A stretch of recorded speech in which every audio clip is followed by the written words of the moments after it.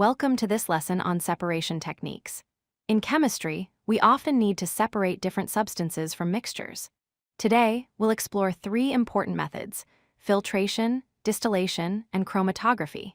Each technique is designed to separate mixture components based on their unique physical properties.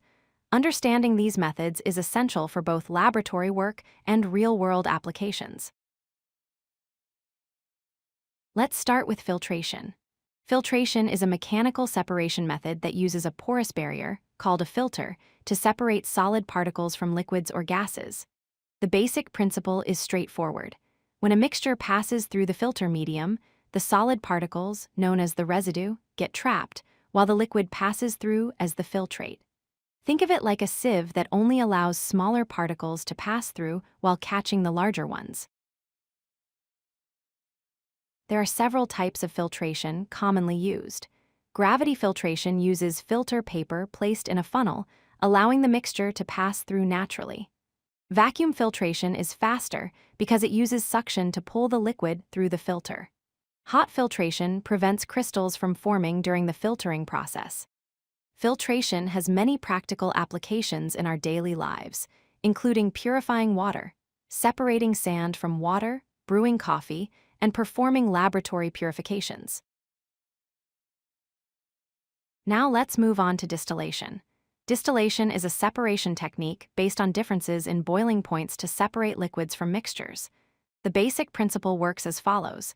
When you heat a mixture, the component with the lower boiling point vaporizes first. This vapor is then cooled and condensed back into a liquid. Finally, the pure liquid is collected. Distillation is particularly useful when you need to separate liquids that are mixed together. There are two main types of distillation. Simple distillation is used for liquids with large boiling point differences, greater than 25 degrees Celsius. It involves a single vaporization and condensation step. Fractional distillation, on the other hand, is used for liquids with similar boiling points. This method uses a fractionating column that allows multiple vaporization cycles, making it more efficient for separating components with close boiling points. Distillation has numerous important applications. In water purification, it's used for desalination of seawater to produce drinking water. The petroleum industry relies heavily on distillation to separate crude oil into gasoline, diesel, and other useful fractions. Beverage production uses distillation for making alcoholic spirits and purifying ethanol. The chemical industry employs distillation for purifying solvents and separating various chemical compounds. Finally, let's explore chromatography. Chromatography is a technique that separates mixture components based on their differential movement through two phases, a stationary phase and a mobile phase. The basic principle is that the mobile phase carries the mixture through the stationary phase.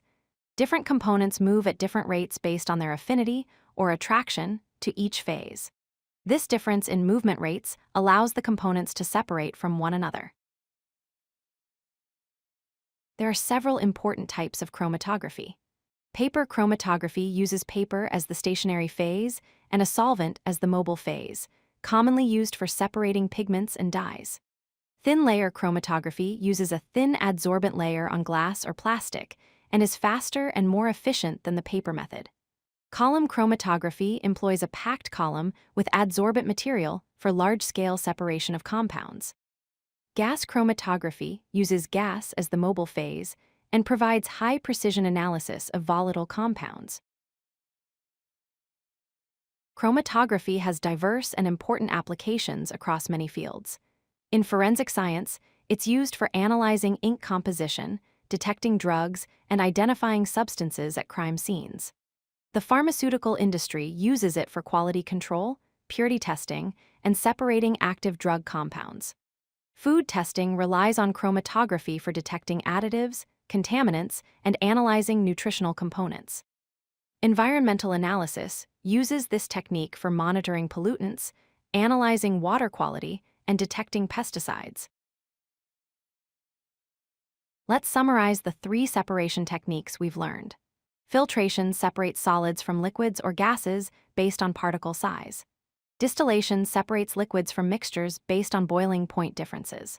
Chromatography separates complex mixtures based on differential affinity between components and the stationary and mobile phases. Each technique is suited for different types of separations, and choosing the right method depends on the nature of the mixture you're working with.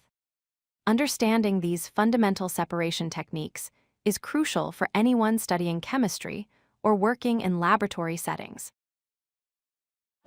If you like this video, hit that like button and don't forget to subscribe.